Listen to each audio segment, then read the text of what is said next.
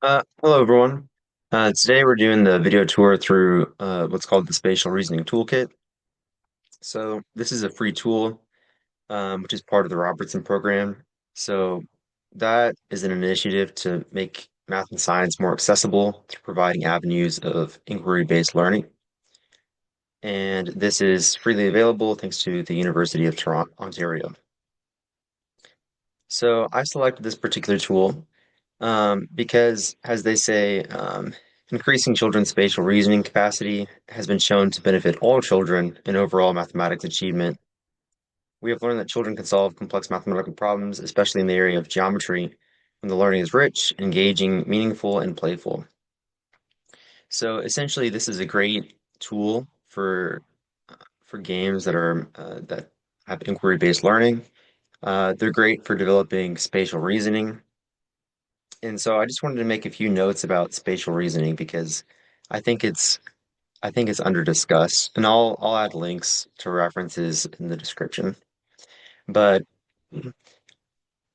spatial abilities predict STEM achievement as reliably as math scores, and yet they receive little attention.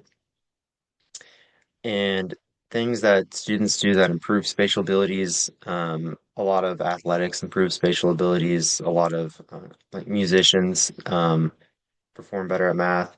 And also, math uses non-linguistic parts of the brain a lot. So people talk about like developing literacy and stuff, but I think that's overstated in the case of mathematics because it's largely non-linguistic. But I know a lot of people would challenge me on that claim. But I'll provide links. All right. So what was my underlying purpose for using this tool? So my underlying purpose was to come up with some fun activities for my students to do. If the students have a quiz and you want them to have something fun to do after their quiz, you could choose one of these activities. These activities are also nice for the first week of school, has an icebreaker. So here you can see a bunch of games. You have building things with blocks, you have drawing shapes, you have trying to make shapes out of other shapes. I mean, they have a lot of different games, so you can try different ones and see what resonates with your students, what's way too easy, what's a lot of these are intended for younger kids, but I think some of them can still be used in high school. Um, so, for example, the barrier game, for one of the features that found compelling, if the students have something that they've built, some structure that they've built, but they can't show it to their partner, they have to describe it using words. That will help them because they'll be thinking about orientation, they'll be thinking about the features of the shape that are relevant. And so I think that that would be a fun activity that's related to the content, but not as it's it'd be more like a game than like what they typically do. All right. So two ISD standards that apply.